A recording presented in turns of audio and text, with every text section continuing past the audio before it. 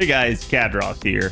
Today I wanted to talk to you guys a little bit about the upcoming Ordeal call, aka Bleached Earth nodes that are going to be coming out when the Ordeal call campaign finally actually launches here after the lotto coming up. So obviously we've seen that they've announced this. We have the pre-campaign right now for Ordeal call. It's not the pre-campaign for the actual story chapter release. That is Paper Moon. That will come after. But first we're going to get the Bleached Earth nodes as well as Storm Pods and the class score system. I have an entire video explaining all of that. You guys can go check that out if you want. But today I wanted to focus primarily on the first batch of nodes that will be available to you and to kind of give you advice on which nodes to choose from. So for starters right here, we have the East European node.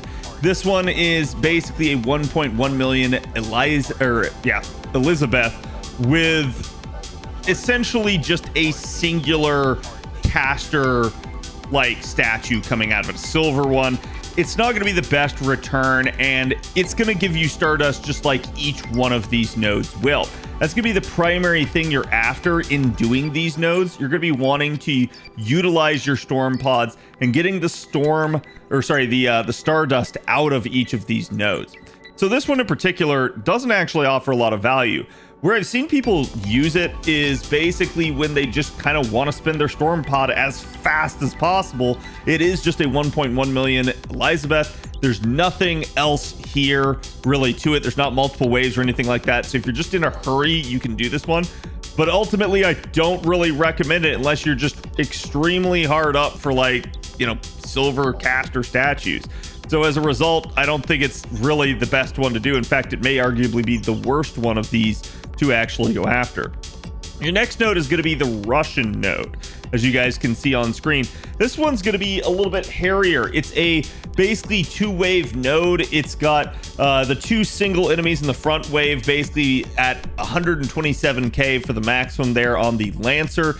That's going to require you to at least have a decent AoE Saber or Berserker or something like that in order to be able to take them out, maybe even a Pretender. But that's going to kind of get thrown for a loop as you get to the second wave, where we have a 3-enemy wave of the Opportunity that are going to have up to 500k health on the big health enemy there.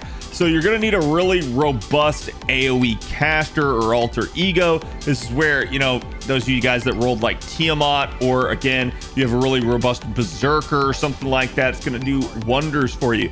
We'll also have Ace coming out in the future that can do great work here, or even something like a caster coup.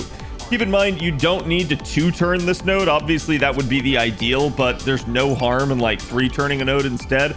But this node's actually going to be a really good node for both ice and bullets. If you do choose to run this node, understand that that's what you'll be getting from it. And so it can be a good rate of return for you compared to just going and farming and say LB1. And it will be a good use of your Storm Pod. Remember, a lot of these nodes are going to give you benefit by way of having enhanced bonding and master experience capabilities. So it's really good for leveling up mystic codes, really good for bonding up units. But that is also maybe a double-edged sword. Just be careful that you don't sit there and go like, man, I really need to use my most powerful units in these nodes, and then you overuse them, and then you end up bonding them out completely, and then you're not going to be able to use them for other things like lottos and stuff like that. This is why I'm bringing up again, you don't necessarily have to 3-turn these nodes or 2-turn them even. Just keep that in mind, though it will obviously make it more tedious as you go through. Now, the interesting part here is, as you guys can see, the permafrost ice crystal drop is actually guaranteed from that node as well. So it's going to make it really, really good for ice farming in particular. We're also going to have the West United States node. You should definitely pay attention to this one.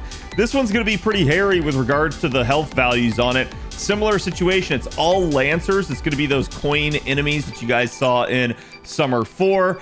But it will definitely have some issues for people. You're going to need a robust AoE Saber probably for this, and you can see the final enemy is going to be a 500k one, as it's a 331 layout node.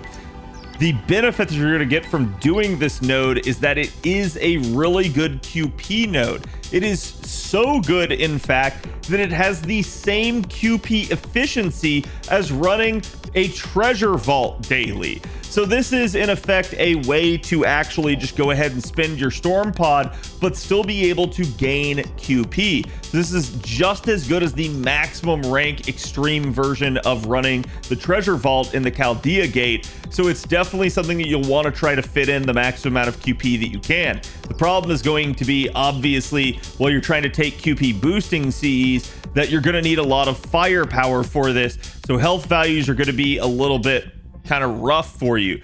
I recommend taking an AoE saber to handle the first 2 waves and then maybe trying to get the last one done with a good single target rather than trying to make an AoE handle all 3. I've been able to do it myself a few times, but it definitely requires you to have a pretty robust, well-built AoE saber capable of handling that, and that may not be something that everybody out there has. Just keep that in mind, but this is, again, a really, really good node for you guys to do. The South and East United States nodes will not be on the first batch, so we're going to the Hawaii node next, and this one's going to be another fantastic node, but it's also going to be another problematic one. So you guys can see here, we have 3 different classes in this node. We have Berserkers, which everything can handle, Sabers, which are definitely going to be something that'll make you want to take an Archer, but then the final high health enemy is a 400k Ibaraki Doji in the third wave. This is a 3-3-2 node where the first 2 waves are full of Berserkers and Sabers, but the last wave is full of a Berserker with an actual Lancer. So you're going to want a pretty high octane AoE saber for the last wave, or a Berserker if you can manage to handle it. But then obviously for the first 2 rounds, you're going to want something like an Archer to be able to handle it as well. So this one's going to be another disjointed node that's going to make you try to like take multiple damage dealers and think outside the box, or just take your sweet time with it and kind of just say, hey, it is what it is. Now, this one's going to give you Shells of Remembrance, which are a guaranteed drop, as well as Phoenix Feathers. Keep in mind, this first batch of nodes you guys are going to be stuck with until probably September. So you're not going to have anything else really to use your storm pods on, and there's only going to be 5 nodes available to you. This is going to be one of the more lucrative ones for you to do, especially with summer coming up into the future. Though I will caution you in the fact that we do actually have a shell lotto coming out at the end of the year in Nemo Fest. So that's definitely something to pay attention to depending on your shell needs.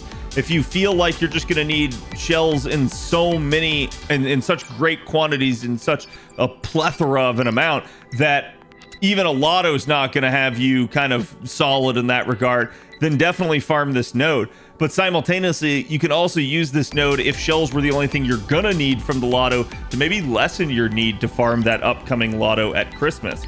So the choice is yours, but this is definitely going to be a very, very good node for those of you guys that really need to farm shells. And then the last node that we've got here is North Oceania. This one, I'm going to be honest, I don't really see too much value in. The reason why is going to be because it does actually have just a ton of blue gems in it. It's not every class, but it is at least your Cavalry Triangle plus Berserker in there. And you guys can see there's actually a little bit of a randomness to the node where you can basically get random classes from that Cavalry Triangle, and that's going to dictate the gems that you actually get for the first 2 waves there. So it's a 3-2-1 node. Your big problem is going to be that 400k Columbus there. So make sure you take a really robust either alter ego, assassin, or berserker that is single target that can take Columbus out, and you should thank yourself for doing so. But again, I don't really recommend this node.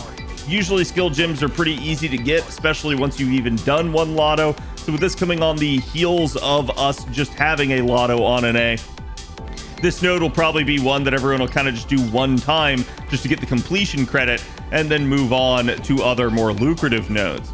So with that in mind, again, a bit of a summary. You're going to get 5 nodes available to you guys here with the first batch for the Bleached Earth nodes.